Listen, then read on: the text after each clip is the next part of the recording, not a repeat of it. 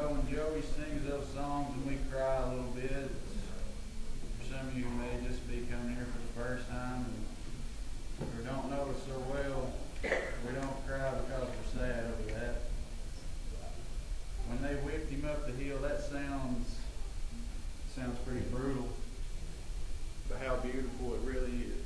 Yeah. Yep. We love our Lord. You know, it's a love that some of us can't even imagine. I know I couldn't imagine giving my life and leaving my family like that for everyone. Yeah. I couldn't even imagine giving my son to save a bunch of other people. No. But that's why we're just humans here on this earth. There is something else. There is a God today. So many people now is going to tell you that we're crazy, that they found us to be obsolete, that they know a little bit more than we do. Yeah. They've read a book. I've read a book that's a lot better, I can guarantee. Yeah. You know, Christians, Come on. we're not gone yet. And some people think we're a minority anymore. But I'll tell you that's not the case. If so many people are locked on statistics, as so many of them are who try to disprove us and tell us we're wrong. Yeah. You know, they had a little show that's been coming on TV, I'd say for the last 4 or 5 weeks, the Bible, Breaking Records. Yeah. Yeah. If you didn't believe, then why would you watch it? If you didn't wonder, why wouldn't you watch it? Yeah. They got to find something to stand for today. Yeah. I tell you, there's nothing better to stand for than my Lord. I used to stand for a lot of things, and this was the furthest thing from my mind. But Lord, how it's transformed me. Easter means so much to me this morning. You know, He died so we could have an opportunity for heaven. And He resurrected. And I believe that He's gone to prepare us a place.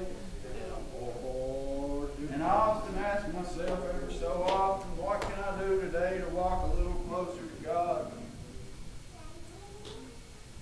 Whether I'm questioning my clothing, should I shave today? What should I do maybe to present myself to people where they'll listen to me? When I start to talk about God,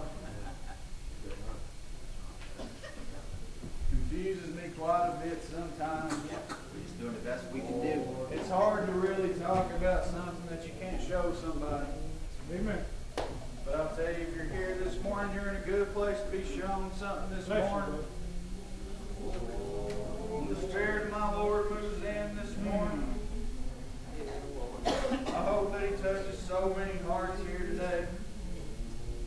You know, last night, where all the family was together, and a bunch of us kids and the younger ones, we went out to Gettyland there, and you know, I took my little girl with me there, but she didn't seem like she wanted to eat, and she kept saying she was cold, and she just wanted to go home, and when we got back up to her Aunt Robin's there, you know, she started to shiver a little bit, and we decided we were going to take her temperature there, and she had a temperature of about 104. And you know, things like that scare parents. Yeah. As soon as that happens, the worst case scenario comes into mind. Yep. And you know, I was a little scared, so we gave her some medicine there, and she finally went to sleep, and we went and laid down. And I laid there next to her, and she woke up a little after 1 this morning, and she got a little bit more sick, and she started to throw up. And I told my wife, I'm going to take her down here to Pikeville. I'm just too worried about this, and there's nobody that's been talking about this day more than my little girl. She loves coming out to this church. And you know, I love having her here. There's no better teaching than what she can hear here. And one day she's going to remember these things that I say up here. And she's going to remember the things that her uncles and her grandfather and her cousins are going to say up here. You know, Easter, like I said, it means so much more to me than just what other people will say. They'll say, well, the Easter Bunny's coming, or we're going to make this a beauty contest this morning. I'm sure a few of us probably could win a beauty contest this morning. It's an awful pretty congregation. Yes, it is. But you know, it means a whole lot more. And you know, a few years back on one little Easter morning, my brothers, Randy and Jeremy, and my father-in-law, Chris, they took me out in that water. That's right. Come on. You know, and ever since then, there's been a little bit of a change in me. Yeah. I'm living for something a little bit better Been a lot of today. change. You know, we were at that hospital last night. You know, me and my daughter was sitting there, and before I left, I told Rachel I'm going to need a little book or something. And while I was sitting there with my daughter, I was reading one of the greatest love stories that I think I've ever read in my life. And I'm holding it right here. You know, they talk about these women now, they're all into these love stories. But I think I've found a love story that's a lot better than what they're going to read up there. You know, I was sitting there with my little girl, and I was telling her things that I was reading about, the miracles that Jesus was performing, and she was in awe. You know, she couldn't believe some of the stuff. I mean, her face would just light up, and her little face was so red when we got there and we were on our way. You know, we were going to see us a doctor there, but when I come here to Kentucky, I don't even get cell phone service. I don't know why that is, but maybe these mountains, I'm not for sure. But you know, I made a little call anyways on the way there to the hospital to a direct line that I've always got, and that's to my God. Yeah. I knew we were going to the doctor, but I knew a lot better doctor than what we could have seen there at that little hospital. Yeah. You know, and we sat there for quite some time, and they took her temperature when we first got there. And you know, it was still pretty high, around 104, and it shot right back up when it came down there for a little while. You know, when they decided they were going to do some tests, they were testing her for the flu and all these different things. And we sat there maybe for about 4 hours or so, and I just read that little Bible to her and was praying to my God, hoping that she would feel a little better so she could go to church in the morning. You know, and after about 4 or 5 hours, it was probably about 6 o'clock, they came back in there. And they said, well, these tests, they came back and they're okay. We don't really see nothing bad. Let's take her temperature again, and we'll try to give her something to take that temperature down. You know, and when they came back in there and they took her temperature one last time, it was fine, it was normal. And you know, they said, well, maybe she just had a little bit of a bug that went away, you know, just real fast. And I said, you think whatever you want to think this morning. I already had a doctor before I came and seen you. I just came here because I was a little scared. When your children get sick like that, you get a little bit worried. You know, and when I'm sitting there with my girl reading that Bible, you know, I cherish those moments. I know that one day she's going to remember sitting there reading that Bible with me. And you know, I want to let you know today that you're going to find in this Bible a lot of great testimonies, and you're going to see things that my Lord Jesus done, the great miracles that He performed, and all the miracles He performed aren't even in here. But you know, it makes me think that, makes me think back when I was a little younger.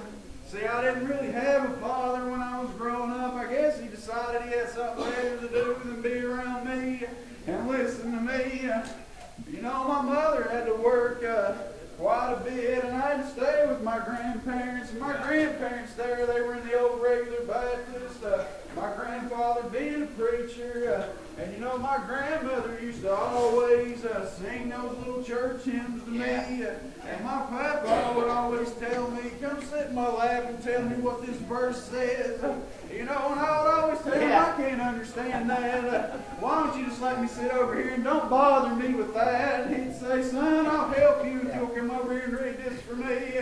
So I'd say, I can remember those little moments, and I'm going to use those little moments to my advantage the same way he did for me. You know, he used to tell me all the time that there was something in this world, there was something that makes a lot of people question themselves, and he said in doubt a lot of things that they do, and he said there's something in this world we like to call a little bit of a devil, and he likes to get at you that way. I hope that you don't have to face that one day, that you can turn to this book and see about a man that saved my soul. And I would always ask him, what are you talking about? Saving your soul? What is a soul? Can you see it? You know, and I would ask him all these crazy questions, and he would try to answer them the best he could, because we don't know everything about this, and we can't tell you about the joys of heaven because we haven't experienced it. We just know that it's going to be so good. But you know, listen to me, when I got a little bit older, I just graduated high school. I was 18 years old. You know, I was hard to tame around those times. I was quite a mean little boy. As soon as I was able to get out of that house when I graduated, that's what I did. I left that little grandmother of mine. I can't find a picture of me and her where she hasn't got her little head buried in my chest with her eyes closed, just smiling. She would always tell me, I'm so proud of you, when I didn't even deserve it, even in my biggest defeats. She would always say, I'm so proud. You know, and that used to touch me so much. As mean, as cold as a boy as I was, I loved hearing those things and what comfort it gave me. But I wouldn't let nobody see, because I wasn't used to hearing those things. But you know, I left there and I was doing my own thing. Being as wicked as I could be, and I would get calls on my cell phone all the time. You know, one being from my little brother. He'd call me just crying. He'd say, Shad, I want you to come home. I want my big brother to be here to protect me. And, you know, I would tell him that. I didn't have that when I was growing up. You'll survive. You'll be as strong as me one day. I thought I was so strong. But listen to me, every time he would call, he don't know it, and he probably still don't know it to this day, but he would pierce the heart of this giant. He would tear me up so bad, and I would get another call, and it'd be from my grandmother, and she'd always tell me, brother, why don't you just come home? I'll sleep on the couch if you'll just come back here. And I'd say, no, I've got this. Don't you worry about me. There's nothing that this world can throw at me that I can't take. I said, you made me that way in my life. She said, that wasn't my intentions at all. She said, I pray for you every night that you make it home one day, that you're all right out there, because you're just a little boy to me, and you're always going to be. And that would make me so mad. I'm not no little boy. I'll tell you, I've got this world. Don't you worry about me. You know, and she called me one night, and she said, I'm going to go over here and stay with Mommy one night. And she said that she ain't doing too good, and I'm going to go see her. When I come back, why don't you be home? And I said, no, don't you worry. I said, I've got me a little apartment here. And that little apartment, we used to do some bad things in there. And I thought it was a good thing at the time, because my friends loved coming over there, because they knew that's where they could get away with a lot of trouble. And nobody could try to take us there and tame us. Parents were gone. All that discipline was gone. But you know, she told me when I come home, why don't you be there? And I said, you know, I'll come see you here soon. And I'd been gone maybe about 3 months. But you know, the next morning, I was laying in my bed. I couldn't even probably told you my name that morning. I was so out of my mind. And I hate to tell it because it really is it's a horrible thing, and I don't see how so many people take so much pleasure in it, and I can't tell you why I took so much pleasure in it. But my phone kept ringing and ringing, and it was coming from my great-grandmother's where my granny went and stayed. You know, and I wouldn't answer that phone. Then I knew I didn't have to work that day, but my work was calling my phone. So I finally set up. I was going to answer that call. I didn't feel like somebody telling me to come on home. I'd rather go and work than go back home and let someone tell me what to do there. You know, and I finally answered that. It was my roommate. He said, Shad, you need to call home. You need to call your family. And I said, why is that? He said, I can't really say. It's not my place. Why don't you just call home? You know, so I looked at my phone there, and I'd seen all those missed calls coming from my great-grandmothers. You know, and I called that number there, and a little voice picked up on the other end, and I said, why do you keep calling me and bothering me this morning? And that voice on that other end said, Mommy passed away last night. And I thought to myself, oh, that's awful sad. You know, I didn't know my great-grandmother all too well. You know, I would say to myself, oh, that's a little bit sad. My family's going to be real torn because she had a lot of children. And I thought to myself there for a second, I recognized that voice. I said, who is this? And it was my aunt, and I didn't know it. And I had to stop for a second. My heart had stopped. She wasn't talking about my great-grandmother. She was talking about my grandmother. The same woman who had been begging me to come home for so long. The same woman who was awful proud of me throughout my life. You know, when I'd sit there and I'd wasted those 3 months, that she had been begging me to come home, and that she'd been throwing up those prayers for me. For all I know, those prayers could have saved my life, because there's many times that I probably should have died in this world. You know, and it didn't take me 2 or 3 minutes. You talk about people talking about sobering up real quick. I knew exactly who I was at that time. And I jumped up and I threw my clothes on. You know, and I made my way all the way from Coon Creek down here to Virgie. You know, when I pulled in there, it still hadn't set in on me. I was thinking to myself, this don't happen to me. You know, God, this can't be real.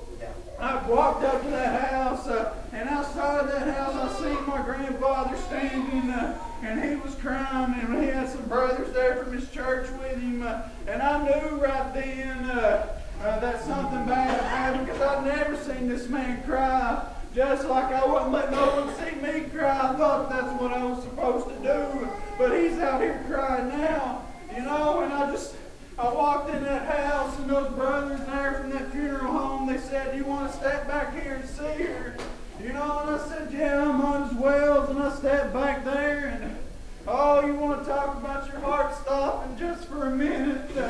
I was thinking to myself, I'm sorry. I wish I could have came and seen you. I wasn't ready for you to go. I'm never going to see you again, and I'm so, so sorry. You know, but I wouldn't let nobody see me shed a tear. I made it back to my car before I let those tears flow, because I wasn't going to let my little brother and them people see me cry. I had too much pride to let people see that I was brokenhearted, and I was so brokenhearted. I didn't know what to do when I left there. I just went and drove around for a while. You know, we sat through all that funeral there for a few days there, and I wouldn't shed a tear. I just kept looking down. Well, we took her up on that hill and we buried her. When they lowered her in the ground and they were singing those beautiful songs, I just started walking off the hill without everybody.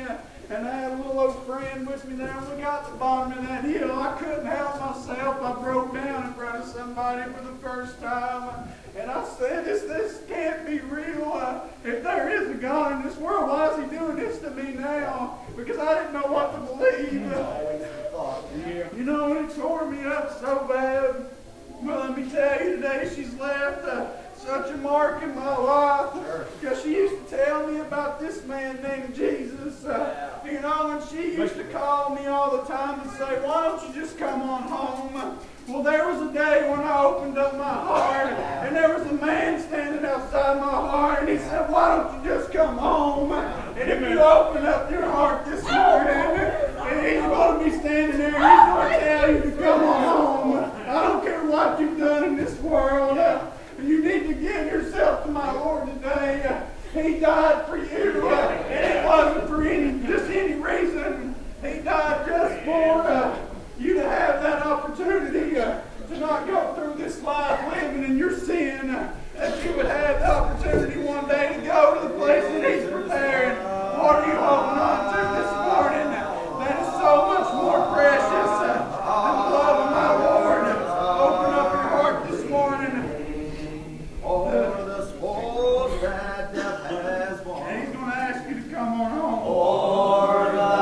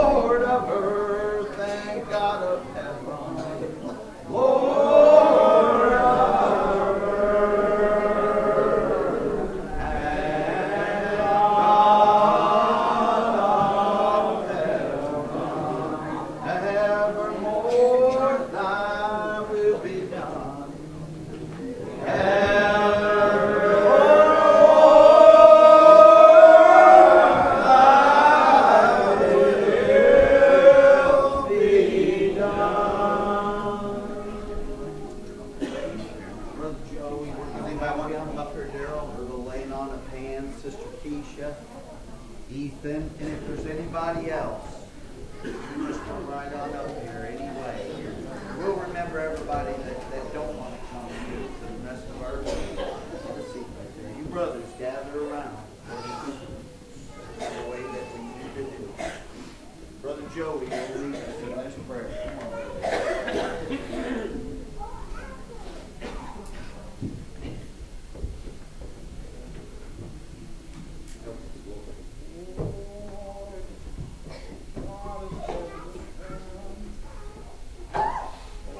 My heart is overflowing this morning, God.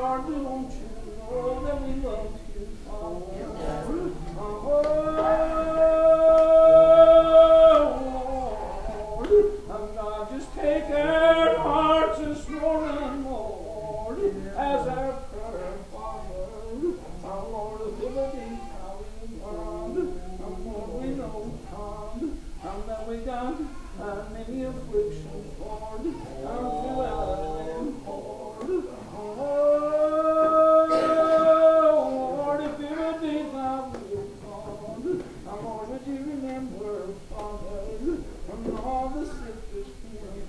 Yes, Lord. And Lord, these ones, Lord, that came up here this morning, Lord. Lord, God, as we lay our hands, Lord,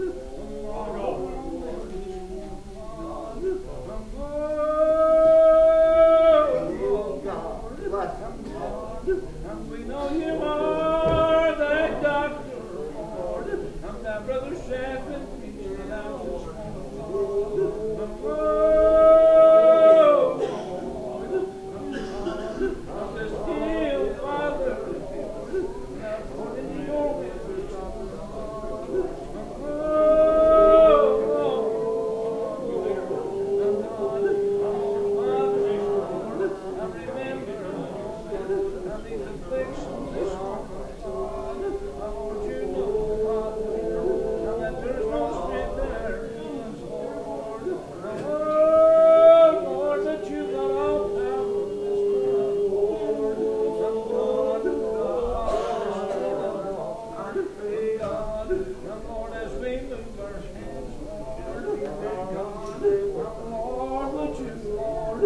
would you leave your hands all over them this morning, Lord? And Lord, just hover over them, Father. Lord, just hug them, Lord. And with that big blanket of love this morning, Lord. Oh, Lord, remember the love, Lord. God, I didn't come up here this morning, Lord. Lord, remember. Yes, Lord. I remember Vince's mom back here this morning, Lord. I remember Vince and his family, Lord. Oh, Lord. I remember all the ones, Lord. That's what I've been mourning over, loved ones, Lord. Lord, if you would be how we'll God. Lord, remember this little me this morning, Yes, Lord. Oh, Lord, remember these brothers, Lord. Set them on that mountain, Father. Oh, Lord and God. Lord, you remember your children everywhere this morning, Lord. Wherever they're met out, Father. Just let that Spirit begin to flow from breast to breast this morning, God. Lord, I know, Father, how that through our puny minds, Lord, there's many things we failed to ask, Lord. Oh, the Lord, be merciful and supply our needs. Forgive us, Lord, for our many shortcomings, Lord. I'm the Father. It's not going to be long to see my Lord. How that we won't need any more prayers. How we won't be waiting for many more phone calls, Lord. But Lord, we are waiting on the call. Oh Lord, when you call my name, I want to say, Lord, here I am, Lord. Here I am, Father. Just let me go home with you, where there'll be no more heartaches, there'll be no more troubles in this land. Father, I hope that this in a way that's been pleasing to you, Lord. God, I want more thing, Lord, if there's one here today, God, that don't know you, Lord, and pardon and remission of sin, Lord. God, and if I've done anything to cause you to smile down on me, Lord, oh, Lord, would you take my little blessing this morning, God, and grant it to them, Father, Lord, and then maybe they can get a little taste of what we feel here this morning, Lord. And God, I hope that that's all this, Lord, in a way that pleases you, Lord, for your sake and ours.